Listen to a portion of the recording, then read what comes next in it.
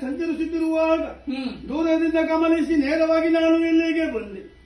ಪರಿಚಯದವರನ್ನು ಪರಿಚಯ ಮಾಡಿಕೊಳ್ಳುವುದೇನು ಅಪರಾಧ ಅಲ್ಲ ಎಂಬುದಾಗಿ ತಿಳಿದುಕೊಂಡು ನಿನ್ನ ಹತ್ತಿರ ಬಂದು ನಿನ್ನಲ್ಲಿ ಕೇಳುವುದು ನಾನು ಇಷ್ಟೇ. ನೀನು ಯಾರು, ಇಲ್ಲಿಗೆ ಬರುವಂತ ಉದ್ದೇಶ ಆದ್ರೂ ಏನು, ಮುಂದೆ ಎಲ್ಲಿಗೆ ಹೋಗೋಳು ಎಂಬುದಾಗಿ ಹೇಳುವಯ್ಯ.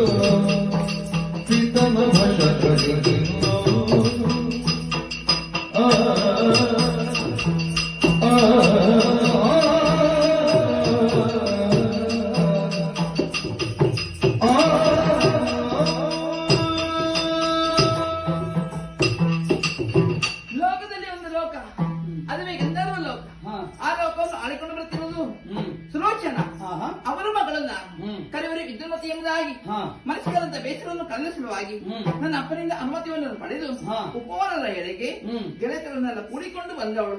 ಮನಸಂತೋಷವಾಯಿತು. ಮರಳಿ ನನ್ನ ಲೋಕವನ್ನು ಸೇರುವ ಗಳಿಗೆಯಲ್ಲಿ ನನ್ನ ಪರಿಚಯವನ್ನು ಕೇಳಿದವರು ನೀವು. ಕೇಳಿದ ಕಾರಣಕ್ಕೆ ಹೇಳಿದ್ದೇನೆ. ನೀವ್ಯಾರು ಗೊತ್ತಾಗಲಿಲ್ಲ?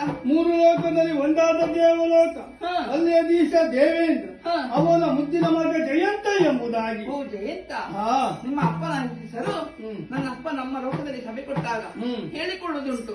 ಹಾಗಿದ್ರೆ ಅವರ ಮಗನಾದಂತ ಜಯಂತನನ್ನು ನಾನು ನೋಡಿದ್ದೇನೆ. ಇದೇ ಪ್ರಥಮ. ನಿಮ್ಮನ್ನು ನೋಡಿ ಸಂತೋಷವಾಯಿತು. ಆಗಲಿ, ನಿನ್ನ ನೋಡಿ ನನಗೆ ಸಂತೋಷವಾಯಿತು.